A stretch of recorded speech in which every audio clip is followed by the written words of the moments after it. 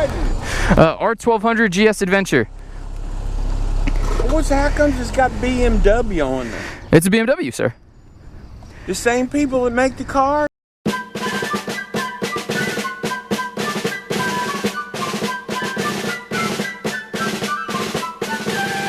Colder, colder, warmer.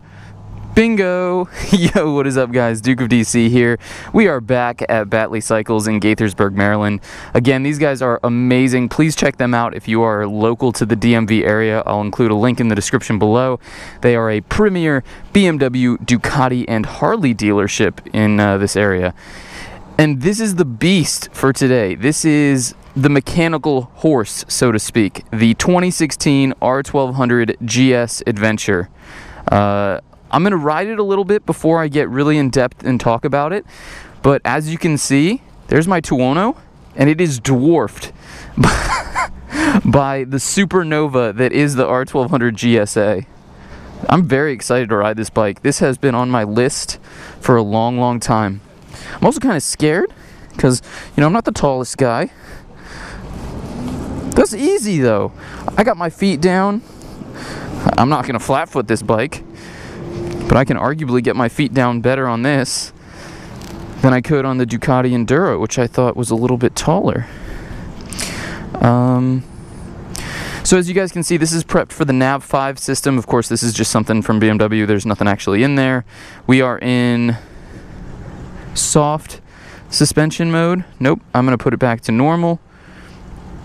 Oh, maybe because it's on? Ah, I see. I see. We're going to go into road mode for the first bit, and then I'll put it in dynamic mode once I get a feel for it. We're going to drop the suspension into... Actually, I want to try something real quick. All good? I'm good, man. Yeah, I was just doing my little walk-around thing. Oh, okay. Yeah, it's fine. No. This isn't that tall at all. No. This is... They narrowed the chassis through the midsection. This fits me really well. Yeah, it fits a lot more people than they used to. So many people, I took out the R1200 last year. So many people my height were like, they're terrified of the bike. They won't take it for a test ride. Oh, really? Yeah. And they're like, well, it's just too tall for me. It's like, yeah, you never sat on one. The balance of this. Oh, it's amazing. Boxer motor, low center of gravity. Yeah. The balance flywheel helps it really in slow speed situations. Yeah. So, you just need to be mindful when you come to a stop. Yep. And that's it. Yep. But I'm all set, man. Enjoy. Thank you. Okay, that was the legendary Sam. Sam is the man. If you guys don't know about Sam, come to Battley and check him out. Tell him I sent you. I don't think he'll enjoy that, actually.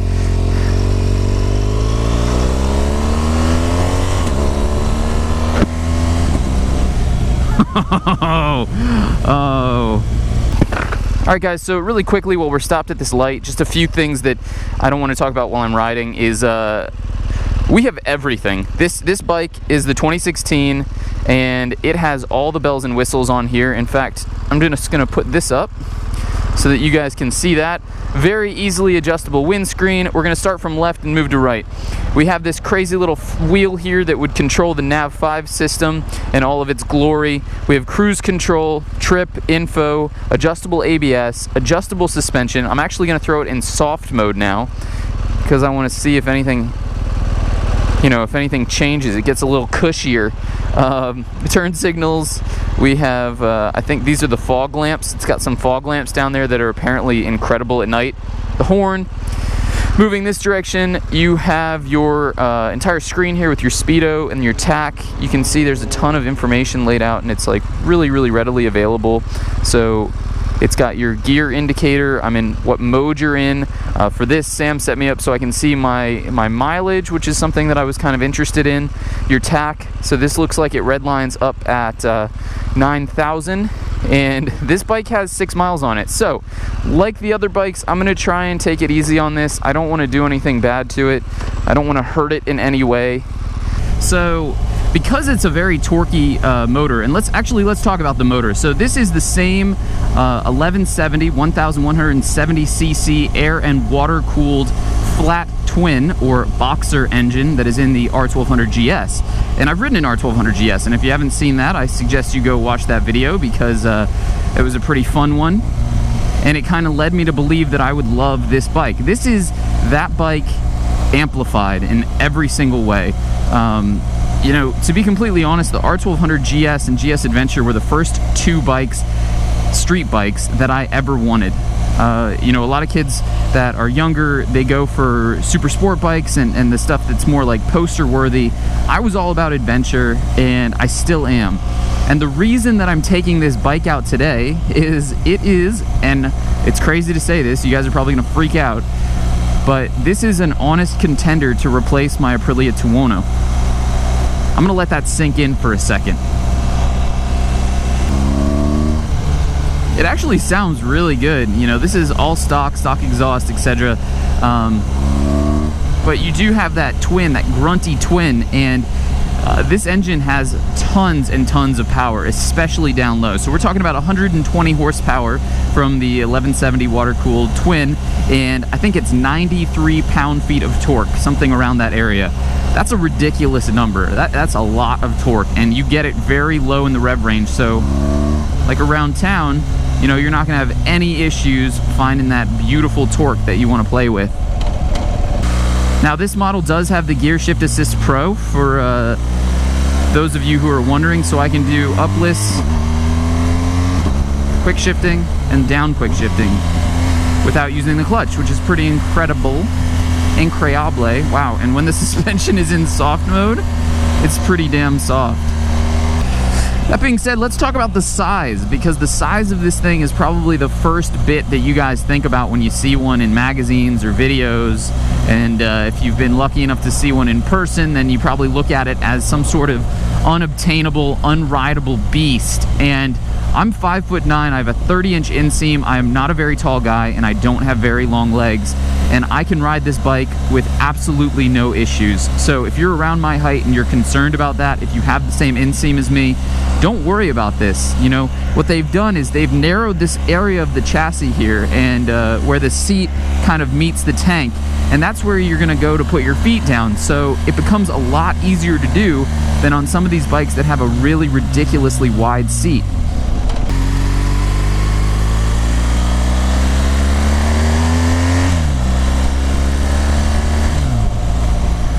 It's such a smooth bike too. You know, this bike has been around for a very long time. You know, some people call this the class leader. This was the class starter. This was the bike that started adventure bikes. GSs have been around for decades, and the R1200GS Adventure has been around for a very, very long time, and rightfully so. You know, BMW knew exactly what they were doing with this machine. They took a risk when they first brought out the, I believe it was the R80. And I'm only saying that because I recently watched the On Two Wheels episode where they did a kind of collab slash comparison video, if it's fair to do such, against one of these and an older model. Look at this.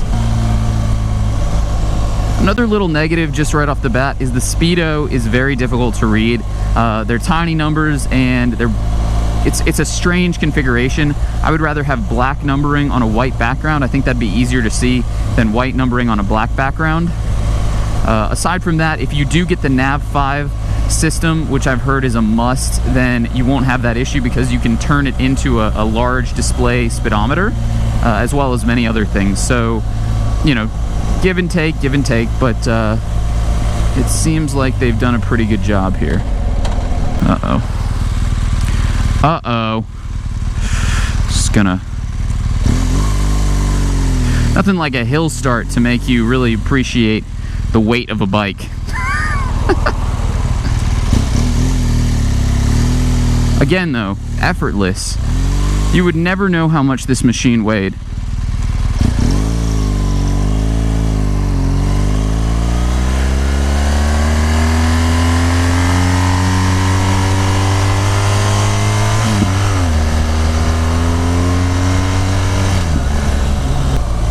Other than that, guys, I'm so comfortable right now. You know, one of the only other things that I would add onto this is maybe a bigger windscreen or something that came up just a little bit more. It just seems like it's It's not quite tall enough. But what a bike to get lost on, right? I mean, this is the purpose of this machine. This is the, you know, you're supposed to get lost on an R1200GS adventure. Supposed to go have an adventure. All right, we're gonna pull over somewhere down here. Just try and figure out where the hell we are. Oh my God. Oh, actually, no parking over here after sunset. This would be a perfect place to do a walk around.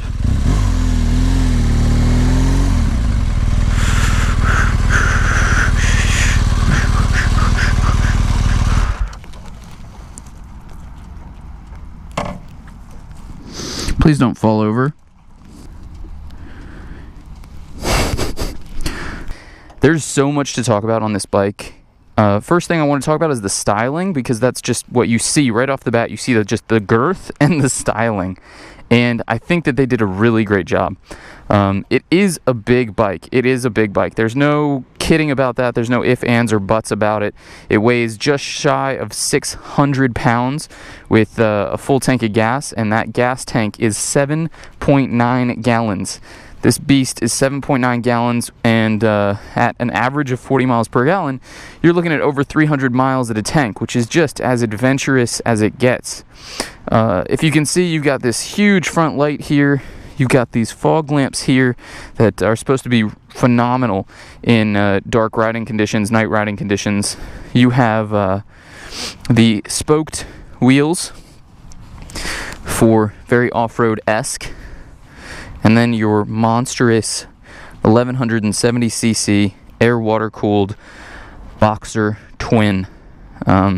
This has the DDC, the dynamic dampening controlled suspension, so it's all electronic and adjustable on the fly. This is actually a huge exhaust. I didn't know that was such a big exhaust. And then this bike is kitted out with just about everything that you could absolutely get on a GS. It also has the frames for the panniers back here in the top box, so that you can click these in. Those are things that you can buy from BMW, and they look pretty epic when they're on the bike. It's a shaft-driven motorcycle, which is awesome for off-road, and for maintenance purposes, it really reduces that kind of stuff. And it's just super comfy. So the seat is in the low position, if you guys are wondering. Again, I'm not very tall, and I was kind of nervous to ride this bike. Then I threw a leg over it, and I am no longer nervous. I am nervous, though, to drop it. Oh, God. To drop it in a field. It wouldn't get hurt. It would just get dirty, and I would look like a total butt. Look like a butt. Oh, it's keyless entry, and I learned my lesson from the last time I took one of these out. So the key's in there, this is a cool little coin purse. Then you just one tap, turns on the electronics, wait for all that stuff to boot up. You got your speedo on the left, your tack up there in the top, and then this kind of, dark display here that shows you all of that other pertinent information, your gear indicator, what engine map you're in, what suspension map you're in, what time it is, how many miles are on the bike. And then I'm in first gear, so don't want to start it yet. There we go. Starts right up like a dream. Sounds pretty good too. I wonder if that's going to come through on the mic.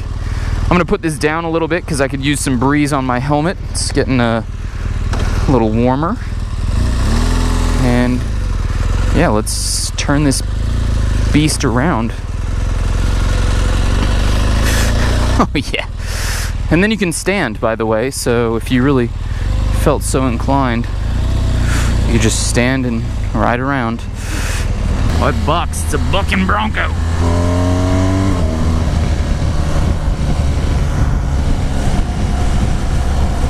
Whoa. Oh my gosh. Oh, it's so incredibly good. So this is just one of the many areas where the GS shines, where it kind of isn't really even meant to, is on a highway. We're cruising along here, we're going about 70 miles an hour. If I wanted to, I could flip this thing over.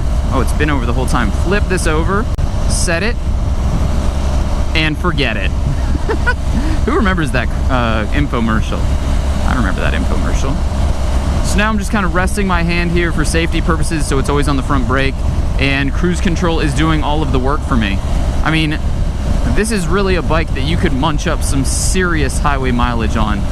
It does need a little windscreen though, I will admit. You know, this giant riot shield of a windscreen in front of me is great, but it's not doing everything I thought it would. Now when you get down here, there's absolutely no wind noise. And I'm sure that the audio picked up that a little bit, because you'll probably hear some buffeting around my helmet. So if you're a little bit taller than me, if you have a taller torso than I do, is when you would probably start experiencing, yeah, even more buffeting above it. Again though, leaps and bounds better than a naked bike, which is what I come from. And much better than many of the super sport bikes I've ridden that have plenty of wind protection, you know? Lots of get up and go, so if you need to get yourself out of a dangerous situation, absolutely no issues there. Really awesome engine here.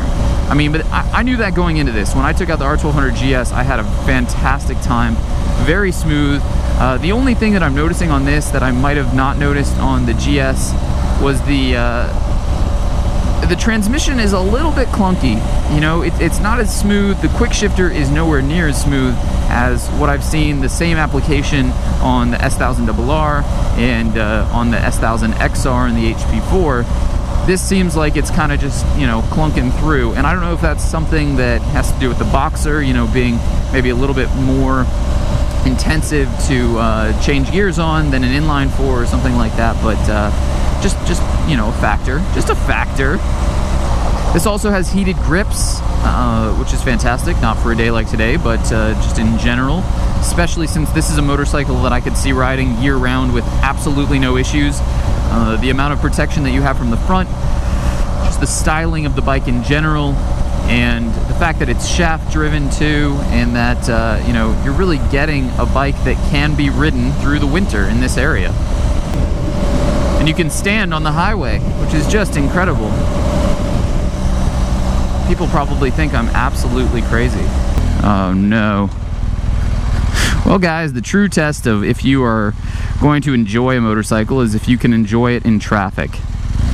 This bike has 5 rider modes. It has Rain, Road, Dynamic, Enduro, and Enduro Pro. And each one of those modes does various different things to the ABS, the traction control, the suspension setup, the power delivery, to make it perfect for what that mode is saying. So in rain mode, obviously you're gonna have less power, a little bit less throttle response, maybe a softer suspension setup, and it's gonna be a relatively docile machine. In dynamic, you're getting a bike that's gonna be a lot harder, a lot more capable in the twisties, and at higher speeds, kind of having a really hooligan-y time, which is what this bike, I think, has plenty of potential to do.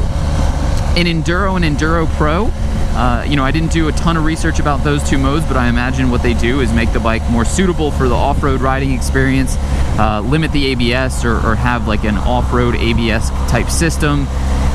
Maybe the power delivery, although you probably get full power, I bet the throttle response is a little bit dulled down because you don't necessarily want that laser sharp throttle when you're doing some off-road riding. So, you know, it's an incredible bike. We are in an incredible era right now where I can flick the modes and the suspension and the ABS with my fingers up here rather than having to, you know, pull off and adjust it for different situations, which takes a lot of time and a lot of skill, you know, that people just don't have. They don't have the opportunity to get that skill.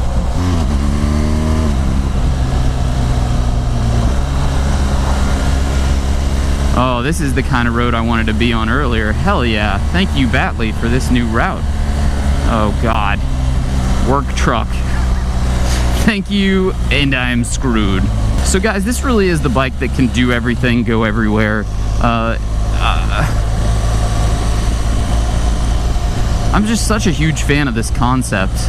You know, when I first got into riding motorcycles, it wasn't because I wanted to go faster. It was because I wanted to have more adventures. And that's the honest truth, is that a bike like this spoke to me in a way that no Ducati 1299 or HP4 or R1 could ever speak to me. It just does.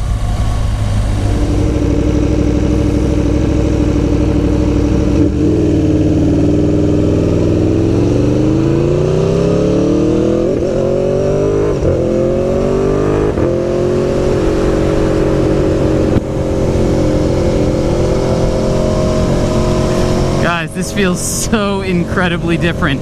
Hey, all right, so sorry about those GoPro issues. Really pissed me off, like ridiculously. Had a lot of issues today with my SD card that I normally use, and it wasn't recording, so half of that R1200GS Adventure stuff is gone, which drives me insane, and there's no getting it back. So just to summarize, because I really just, it cut off after the walk around, so just to summarize, I think the R1200GS is better than the Ducati Multistrada Enduro for Enduro and around the world travel. I do, however, think that if you're looking for a bike, if you're coming from a sport bike, you'll feel way more comfortable on the Ducati Enduro Multistrada because it has that sport bike feel, it has the sport bike power, and you know, it's just much more familiar to me as that kind of bike. Which one did I think was more comfortable? Probably the R1200GS Adventure. I just thought it was a little bit more comfortable. It has better wind protection, and I like the adjustable windscreen better on that than the Ducati. Although the Ducati's is pretty damn good. All it is you just pinch that little thing in the middle and pull it up and down, so that's pretty cool. But turning the knob on the Ducati or on the BMW gives you a lot of different options because you can leave it in like one of a thousand different positions, which is cool. So yeah, guys, I love the GSA. As I said in the beginning of the video, it might replace this Tuono, but then after I come off of that, oh my god, come off of that and ride this, I can't imagine replacing it for that kind of a bike. I can't replace the Tuono for that kind of a bike just yet. So thank you guys so much for watching that review. I really enjoy doing these things for you guys because it's like mutually beneficial. I get a lot out of it by testing out new bikes and seeing what I like. So please slap a like on it if you enjoyed it. Subscribe for more if you are new to the channel, and I'll see you on the next one. Peace!